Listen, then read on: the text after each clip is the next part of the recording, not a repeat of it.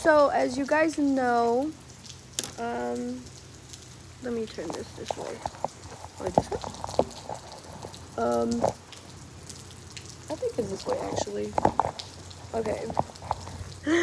So you guys know that right now I am I'm in the midst of like reading a book. I think I'm almost finished with her actually.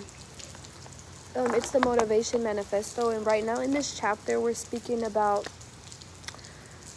division and how division is one of the key ways that we fail to grow, or we if honestly I'm gonna have to read some of my annotations because like I read it and understand it, but sometimes when I speak, and that's why I've been doing these videos so I can understand myself more when I'm speaking. But yes, so it's basically going into transforming division with love, and division is a form of basically just think of anger, think of jealousy, think of all the emotions that divide people, that put you in positions where you're acting out of character and you're very angry with somebody. So it's explaining these emotions and these emotions of division in humanity, because it's not just emotion wise, it's societal wise too, and how like we live in like this world of like corruptness because we're always divided. And it goes into saying, I did write right here, division is the cause of corruption in humanity, and I do believe that. I feel like a lot of our problems that we have in this world, if we handled it with love, I think we can do a lot with that. Oh, and don't even get me started, because I have something in my notes explaining what I would do as president. Okay, y'all, instead of the candidates that we have now, how about Jasmine 2025? Yeah. Jasmine 2020 motherfucking 5, because I promise you everyone's gonna be succeeding in my, if I was president.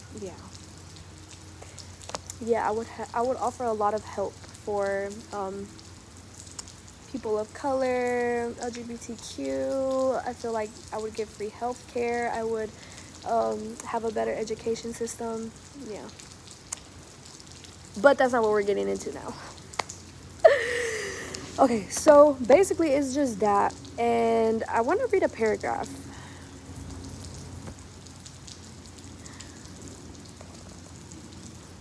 So this is a form of how you would feel if you are in the feelings of, or you're divided amongst your life. So its toxins make us feel high-minded and pretentious, as if we should live above and insulted from others, as if we were somehow more special than our brothers, sisters, friends, and associates. Criticism, nitpicking,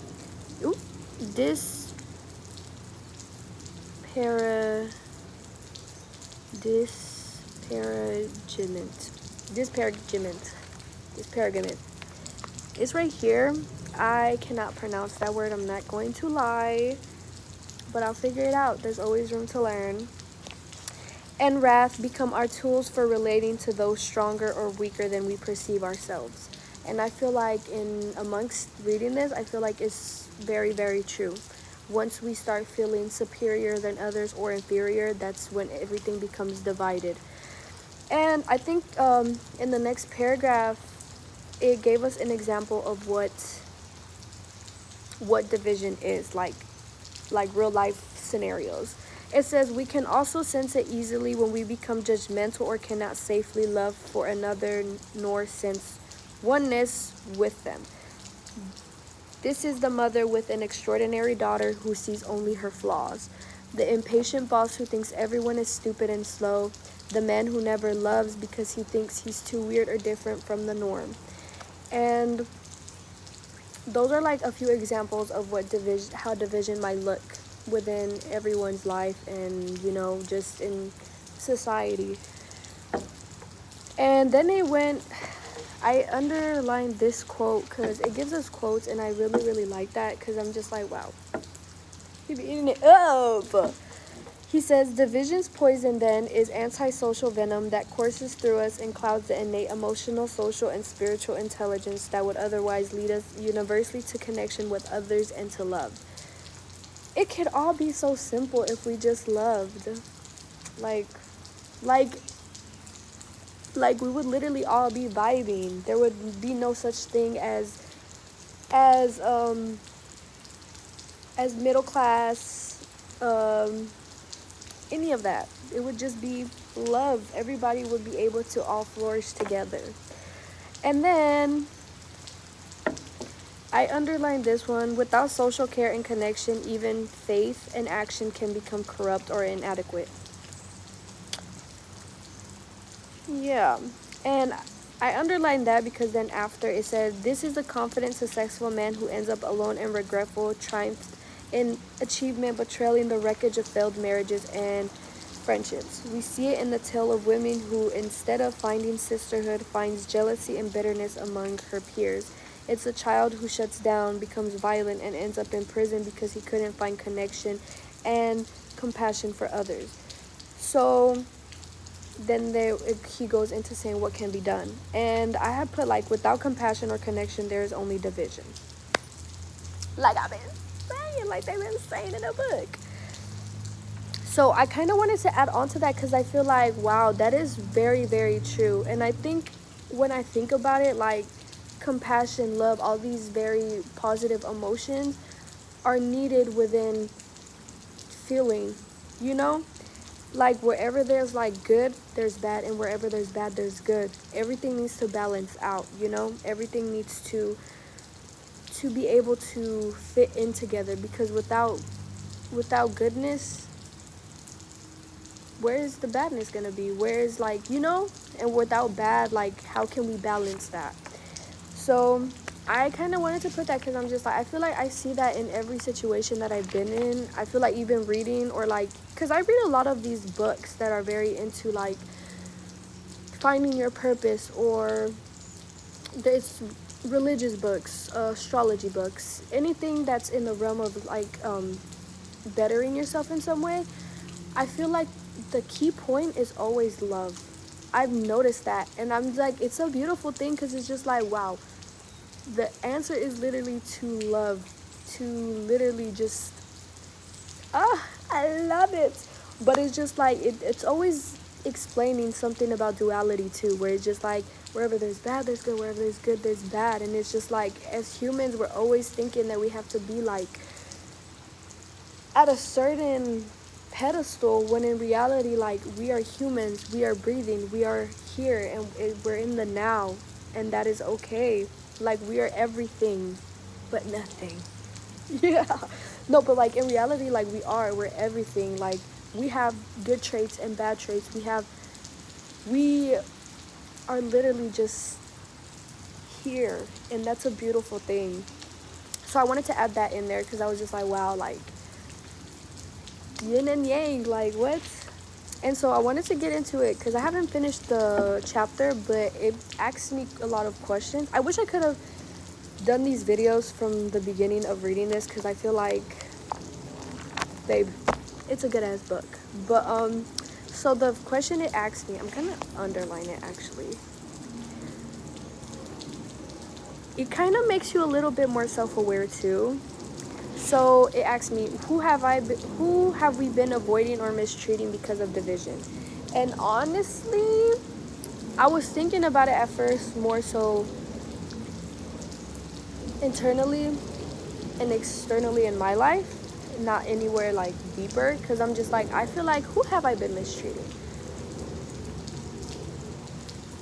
And I don't feel like, I'm like, either I'm like not self-aware, or I've literally just been vibing. I don't feel like I've been mistreating anybody. I feel like usually I'm very communicative with things, and I try to understand people a lot. So, you know, I feel like I wouldn't say that I'm mistreating, but I feel like I want to work on being more giving to people. Like, gift giving, because I feel like I'm not big on like I appreciate gifts so much. You guys don't even understand. Like I love gifts. Like some if you just give me like a random pencil, yeah, girl, I'm gonna think about that forever, and I'm gonna appreciate it. And if you have like some type of intent behind it, where it's just like this pencil reminded me of you, I'm going to cherish it. So for me, it's like it is a very beautiful thing, but I think I'm more so based on quality time. I love to just spend time with people. Like, do you even see me right now? I'm spending time with nature. Like, we're like chilling together. Like, we don't even have to speak words, but just being able to speak or me speak around them and just listen to the rain is just like we're communicating even without trying, you know? So for me, it's like quality time is such a big like thing for me that I kind of forget that other people have different love languages. So a lot of people are very into gift giving, and that's how they feel loved. So for me, it's just like I wouldn't say I'm mistreating people, but I want to work on that more, being able to gift give and like give things to people, and But I think because like how I think I feel like sometimes like my mind goes so fast that I literally just don't even put a second thought into it, because I'm just like, well, I'm doing all these other things, but it's just like, no, girl, love these people in their love language. They want to be appreciated just as much as they appreciate you. So, but I would say that who have we been avoiding in general in this world that we're living in with these people, these different countries that we have? I would say people that we have been avoiding or mistreating would be third world countries. I feel like I can say that I'm privileged in some ways, in a lot of ways actually, because I'm here and I get to breathe and I get to talk. I get to even be in this calm area of a park and just talk and read in oneness. But not everybody has that, and I feel like as much as I'm grateful for the things that I have, I know that there's still corruptness in the world, and I know that we can do more for these third world countries. I feel like my help is very limited, cause, but I think me talking about it right now, it can be a big thing. But I just genuinely feel like, um, in the U.S. we could do a lot more for them, and I feel like there can be a lot more understanding amongst all countries to help each other out. But is a very I know that can happen, but knowing that there is people not with the best intentions in the world, that's not how it works. So I feel like we avoid that conversation, and I feel like we mistreat the people in third world countries. I feel like we mistreat people of color. I feel like we mistreat women. I feel like in some ways we mistreat men too, because we have this idea of how they should be, and we have this patriarchy that is not made for women or men to succeed. So it's really sad. Yeah, I feel like just love. I feel like we can just. I wish we could just give them everything, but oh, girl, let me stop that, because I feel like this will make me cry. Like, it's like such a sad thing to like even think about, because I'm just like, ugh, my privileged ass is literally sitting right here, like love, love, love, but I'm literally with what's going on in the world constantly, like, yeah, yeah, shut your ass up, Jasmine. But I feel like with that, I think I gave that answer within itself. The next question was, what parts of ourselves we have. Look at me stuttering. She's a cutie. Okay. What parts of ourselves have we shut down out of fear that we would be deemed too different, unworthy, or unlovable? Oh, who the fuck is that? I hope he does a U-turn. Well, I share my space a lot of times with other people, but we do live in this world, so You never know what's going through someone's head. Okay, he did a U-turn. Yeah. Okay, what parts of ourselves have we shut down out of fear that we would be deemed too different, unworthy, or unlovable? For me, I would say nothing. I feel like I can name something that I do not shut myself down ever when it comes to what I wear, how I dress, how I act, because I know that everything I do is with the intent of love and compassion, and I just like being myself. Like, I love to just live truthfully, you know? Because I feel like back then I didn't have that opportunity to just, you know, be authentic because of certain circumstances. And now I feel like that I have boundaries within myself and other people. It's like, if I feel like, I also don't surround myself with people who I feel like are intimidated, or they feel the need to quiet me down when I'm taking up space. I feel like in all my family-wise, friendship-wise, I feel like I surround myself with people who allow me to, you know, be authentic. So I feel like with that, I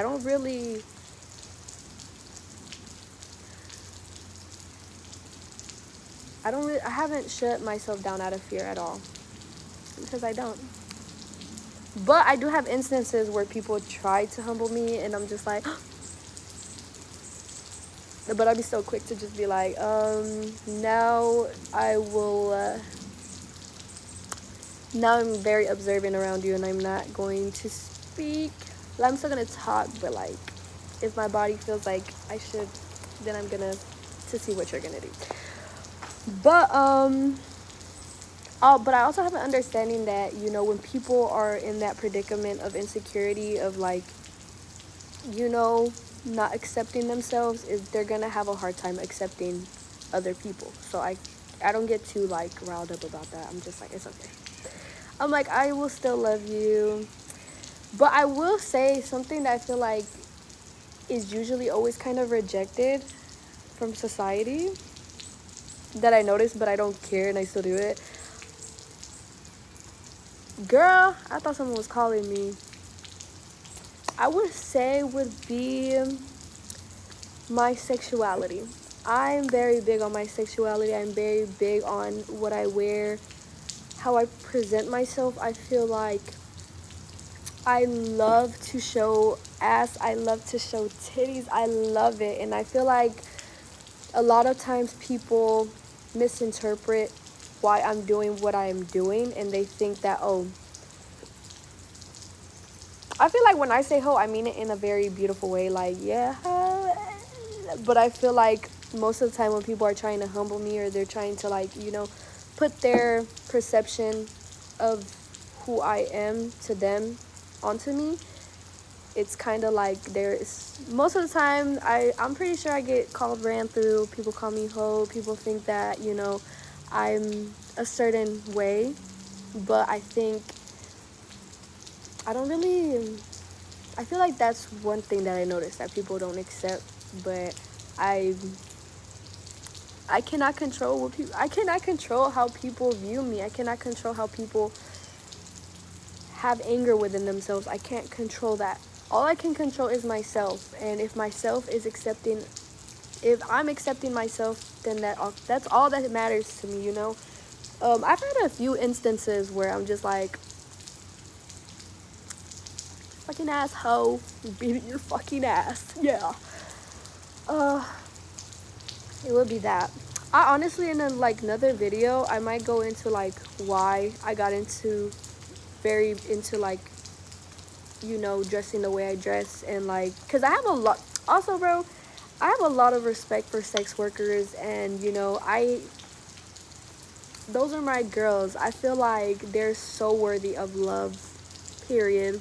Like, do not come around me trying to clown on sex work or clown on a girl who shows her body, because I will shut that shit down so fucking quick.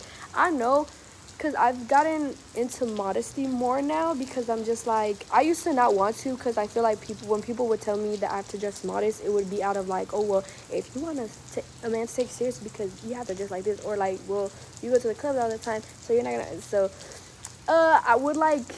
I would take that as like, the fuck, so I would start dressing like it more. But I think now, I'm like, modesty is not bad either. I feel like when you have modesty with the intent of just wanting to for yourself instead of men, I feel like anything we do as women, if you're doing it for the intent of male validation, going to feel, it's going to hurt.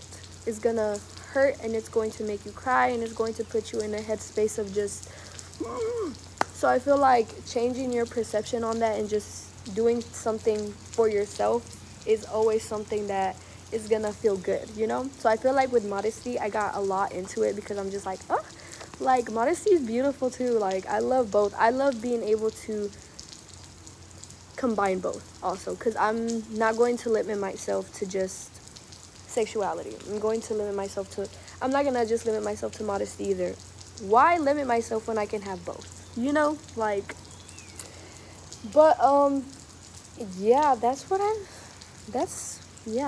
something that I feel like others have shut down like constantly, but I'm still here, I'm still living, I'm still breathing, I'm still worthy, I'm still intelligent, I'm still just a beautiful girl at heart, inside out. So it's just like, y'all don't accept me, but some of y'all don't accept me, but I accept myself. So that's all I care about, honestly. Okay, so that was the end of the 2 questions.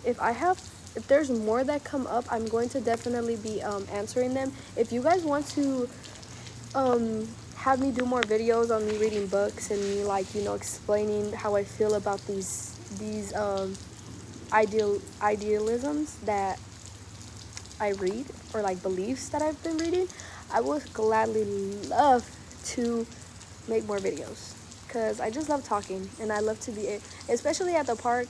Do you hear the rain? Like, she's alive. Oh, okay. Anyways, I love you guys so much. Love from Soleil.